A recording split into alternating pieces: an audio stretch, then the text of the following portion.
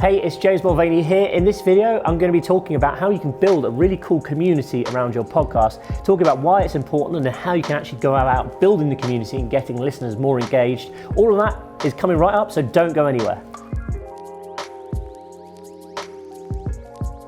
So welcome to this video. If you're new to this channel, my name's James Mulvaney. I'm an entrepreneur in the audio space, and I'm always creating awesome videos like this, talking about how you can grow your audience and hacks to get your podcast up further in the charts and really gain more traction. So if you like content like this, remember to hit that subscribe button. I'm also founder of radio.co, podcast.co, matchmaker.fm and Q Podcasts, all companies doing very interesting things in the audio space, so you're welcome to go and check them out too.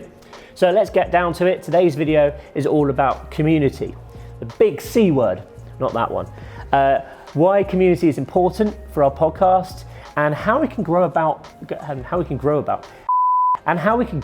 growing a really good community around our podcast and having the podcast as the center of it and using it as a tool to kind of grow our audience as well. So let's get stuck in. Firstly, I want to start with the why. If you look at any big podcast, there's always a community around it. And if you think about podcasting as a medium, it's very much you broadcasting to lots of people, which is great. And it feels like a very intimate thing. When you're listening to a podcast, it's generally just you and the host who's talking to you, or of the hosts, or you and the host and the guest. And you kind of feel like you're kind of almost in the conversation almost, which is great. And that has a good effect on listeners. And this is why people love listening to podcasts and why people consume most of the episode. In fact, 75% of people will listen to the entire episode once they've actually started it. But the problem with podcasts is they're also kind of, in a sense, quite alienating, particularly for the host, because quite often you don't know who's listening. You don't really know who is on the other end. You're not sure if they've listened to the whole episode. You're not sure what they think about it. And you don't really have any kind of grasp of if they've got any questions or if they've got any feedback or, if they want to discuss what's being talked about in the episode. And this is why creating a community is really crucial when it comes to podcasting and growing your podcast and getting more of an audience. Because if you think about it, the community is your listener base. So without them, you don't really have a podcast, or there's probably very little point in podcasting. You're ultimately doing a podcast because you want to service the listener. You either want to inform them, you want to educate or entertain them. Whatever it might be, whatever your mechanism of action for your podcast is, your audience is the key. So creating the community is basically giving them the ability to feed back to you and have conversations with you as a podcast host. And you can use this for your advantage in many ways, because you can then use the feedback that you're getting, whether that be questions from listeners or discussions around particular topics, to then form further content around your episodes. So it might be having a dedicated section based on Q&A with listeners, or your podcast can even be entirely about that. There's lots of podcasts out there that are just almost like agony aunts for particular demographics. Or it might be that someone's got really engaged with one particular guest or one type of episode or a particular topic that's discussed, and if you can see that there's an obvious interest in that topic, you might want to go create more content around that, because hey ho, your listeners might actually like that kind of content. So it's really, really important that you provide the feedback mechanism to allow your listeners to have those discussions with each other and also with you as the host. And that is what I believe is key and makes the difference between a podcast that does okay, between a podcast that does really well and has a hugely engaged community of listeners. But also, you've got to bear in mind that the bigger the podcast gets, the more people are working behind the scenes. So if it's just you starting out and you perhaps don't have a team working with you, you need to be realistic about what you achieve, because ultimately there's only so many hours in your day. Perhaps you're starting your podcast as a side hustle and it's not perhaps your primary source of income, or it's not something that you're really got a huge amount of time to focus on, but it is important. I think a lot of people when they first start podcasting will just think, well, I'm recording the episode, that's enough. Well, no, it's not. You need to think about your marketing efforts and also your community growing or community building efforts as well, because these are going to be instrumental to your podcast going from something that's doing okay to something that's doing really well. But I need you to commit to doing this. Okay, so if you're thinking about taking some of the strategies that I'm about to outline, think about how you can slot them into your week. So, for example, social media is just an obvious example of how you might grow and build a community and engage with your fans or your listeners. You obviously need to devote a certain amount of time to creating bits of promotional content for your social media, whether that be TikTok or Twitter or Instagram, whatever platform you choose. Again, you don't need to be present on all platforms. You might find that one platform works really well. And I know, for example, TikTok is working incredibly well for a lot of podcasters right now. And they're growing a community around their TikTok, which is then feeding listeners into their podcast. But okay, you can't be there posting TikTok videos all day, every day. So it might be that you're taking a certain amount of clips or content from your podcast and you're repurposing that as TikTok videos. You need to allocate a specific amount of time to your week in which you do that. And if you do that and you do it really well and you think about your audience and who you're promoting to or the sorts of listeners you want to get, you're going to reap the rewards. But ultimately you need to be realistic about the time that you're going to give to engaging with the community. Okay, so now let's dive into my top 5 community building tactics that will help you grow your audience and become more engaged and also produce better content. So my first tip is build almost a secret language with your audience. So when I say secret language, I'm talking about things like recurring insider jokes or like weird things that you perhaps name your audience, or you have like a certain term that you constantly use. I've got a couple questions for you just in general here, Chip. Are these from these aren't from fans. We'll get to the fan questions soon. Okay, yeah, hit me. Or the fellas and the fellitas. But I know this is going to sound a bit weird, but if you look at any kind of cult out there, they always have these really weird describing labels and terms for certain things that only they understand. And it's exactly the same with your audience. You need to almost think about your audience like kind of growing like a small but quite cool and not evil cult within your podcast.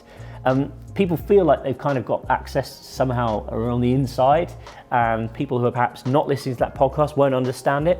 Helps you build that rapport with your audience, and also they can then build that rapport with each other. You know, if you're creating groups, if you're creating discussion between people, and they've got these little secret terms that they use, it can be really, really effective, giving people this kind of perception that they're somehow on the inside track with your podcast. So my second tip, although it may sound really obvious, is just responding to messages and emails. You can do this in a couple of ways. You can actually respond to people as you normally would via email or responding on social channels, etc. Or you can respond as part of a podcast, which is perhaps a little bit more exciting, and it will again give listeners the impression that they're actually involved with the podcast. They're not just outsiders looking in. So there's a couple of important things to know, especially if you're just getting started. Number one, make sure you're easily accessible. So most podcasters will have, say, a dedicated email address that the listeners can reach out on. You don't have to use your own personal email. You can set up an inbox for your podcast. The best thing to do is go out and get a domain name, register, yourpodcast.com or whatever it might be, and then have a dedicated mailbox that sits on your domain that people can reach out to. So it might just be hello@mypodcast.com, or if you want to create it personally, but without actually giving out your email address, just create an email that sounds like it's your email that perhaps isn't your actual email. Because you've got to bear in mind, especially if you're going to grow your podcast to thousands of listeners, you might then suddenly have a little bit of a problem if you're getting hundreds of emails every week. So create a dedicated email inbox and think about which social media channels. As I mentioned at the beginning of this video, social media I think is key because again, everyone's on social.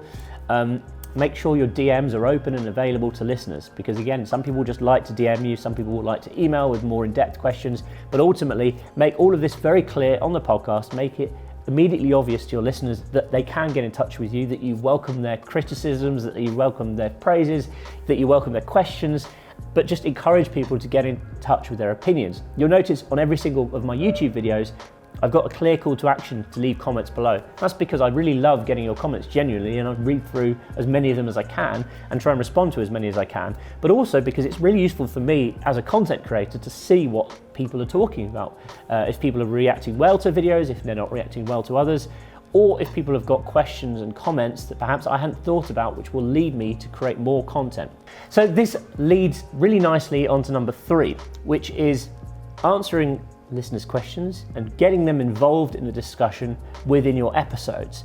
Question of the week is, what's the worst thing you did as a kid? As you already know. I already bet these ones were gnarly. Gnarly, I wasn't expecting you to say that. Gnarly. Are we skateboarders?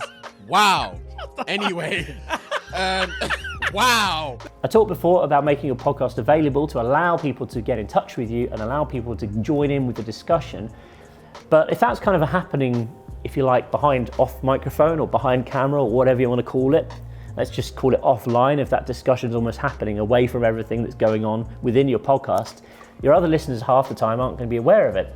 So this is the key, I think, to linking this together. Not only do you want to make yourself available and have that discussion going on, whether it be on Twitter as a public discussion or privately on email or via DMs or however you choose you want your listeners to get in touch, make sure you start talking about these discussions on your podcast.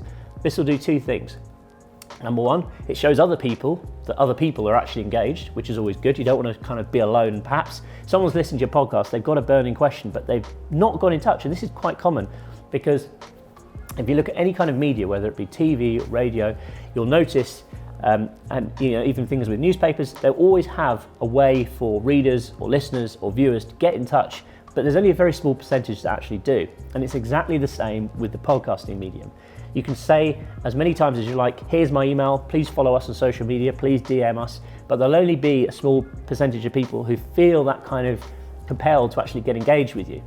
But once they hear that other people are engaging and other people are sending in their questions or their comments or their views or whatever it might be, you'll find that more people feel like they can also do the same.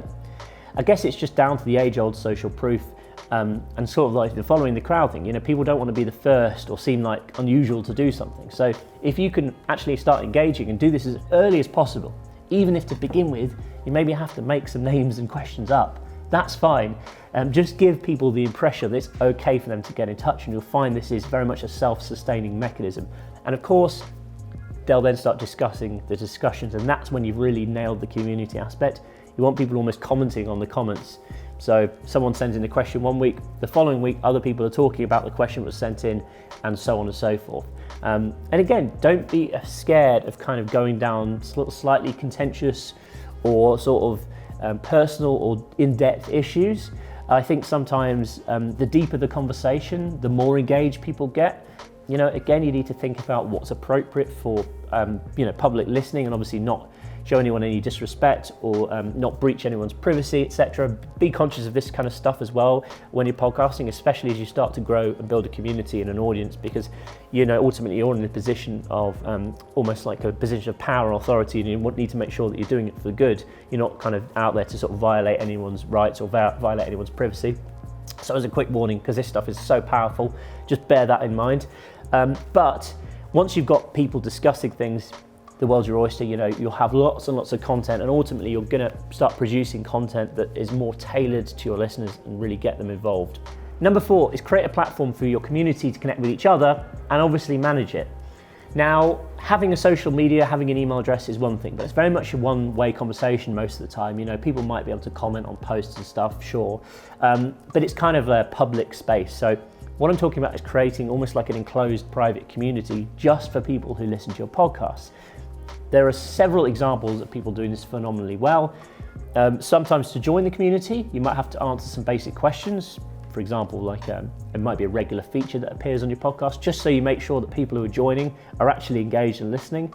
And also bear in mind, once you start building a community, and when I say a community, this can be on any platform, so it could be like a closed Facebook group, it could be a Discord channel, a Slack channel. There are various other community platforms out there as well which allow you to do all of this kind of stuff, and again, it depends on how big you want to grow it. So for example, we have a few communities as part of our businesses. So we have an online radio community which does really well. We've got tens of thousands of members in there now. Bear in mind, once your community grows to a certain size, you'll have a responsibility, I think, as a podcaster to almost moderate this, because as with anything online, the more members you get, and we've witnessed this by growing a community to over 50,000 members, matchmaker.fm. Great if you want to check out, if you're a podcaster, great way to find guests. But we've certainly seen, as you sort of get beyond 10, 20,000 members, you'll need to pay attention more to moderating it, because naturally, when you start growing to a certain size, it can attract people who are looking to spam, it can attract people who are looking just to kind of voice their opinion and maybe offend others, and you want to make sure that you're cultivating a sort of safe and pleasant space for people to be in. Number 5, create a newsletter for your podcast. Again, this sounds obvious. I see so many podcasters, even big podcasts, completely neglecting this. It's really useful if you could begin collecting email addresses of your listeners, because you can do a few different things, like number 1, let them know when new content's released. Everyone subscribes to podcasts, but lots of people now have got so many subscriptions that they don't always listen to every new episode that comes out. So having a mechanism for you just to say, hey guys, we've got new content out, or if it's too much to send out an email once every single time you release a new episode, just do like a monthly roundup. Here are the new episodes from this month. Here are the highlights from each of the episodes. Go here and listen. Or it could be, here's what's happening within our private community. It's just a good marketing habit to get into. So every single business or every single website I ever create, by default, will always have an email marketing mechanism attached to it.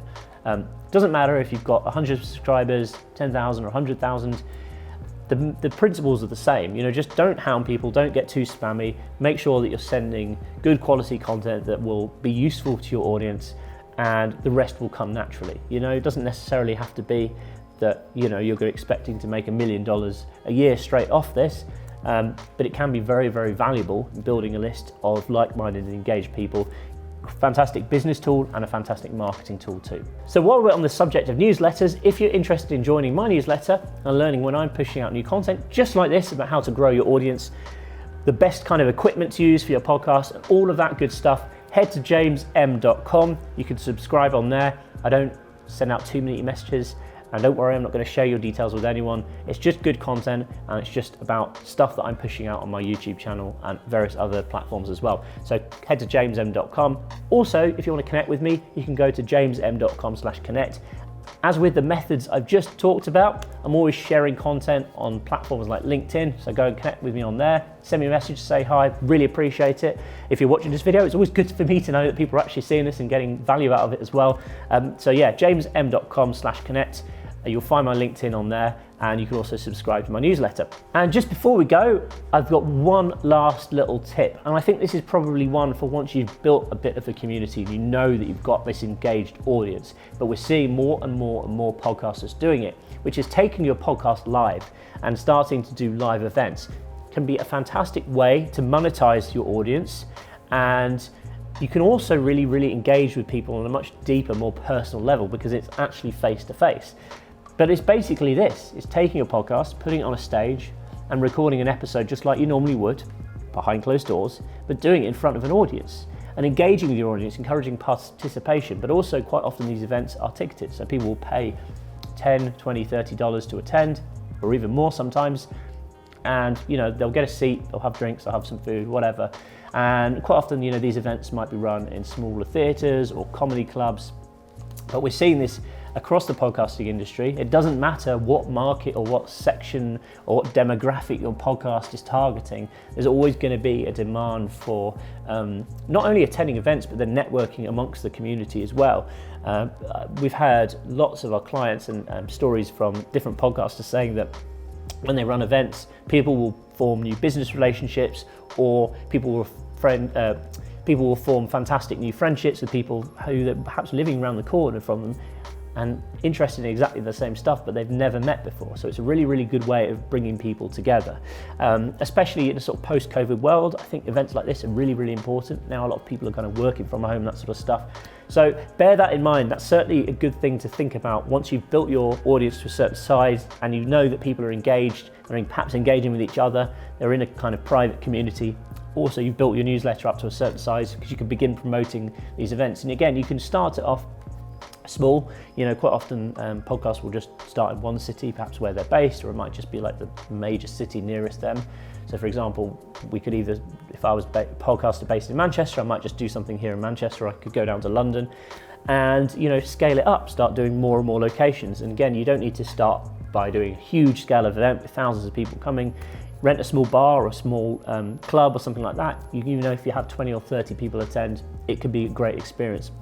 Certainly whenever I've been involved in doing podcasting live with an audience, I always think it's really interesting. I've done it both for podcasts that we've been running or involved in for our clients, but also I've attended them as part of an audience member and also been a guest on them as well.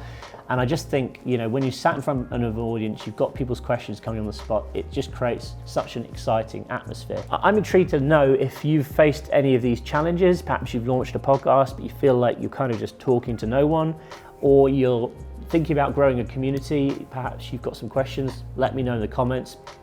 If you found this video useful, as always, would really appreciate a big thumbs up. That'd be very helpful. Thanks for watching. I'll speak to you soon. Bye for now. Hey, before you go, let's connect on LinkedIn. I'm always posting interesting content like this over on my LinkedIn channel, and it'd be cool to hang out. So go to jamesm.com/connect, click on LinkedIn, send me a connection request. Once we're connected, send me a message, say you came over from this video, and I'll send you some cool things for free. Sound fair? Well, head to jamesm.com/connect and connect with me on LinkedIn, and I'll see you over there.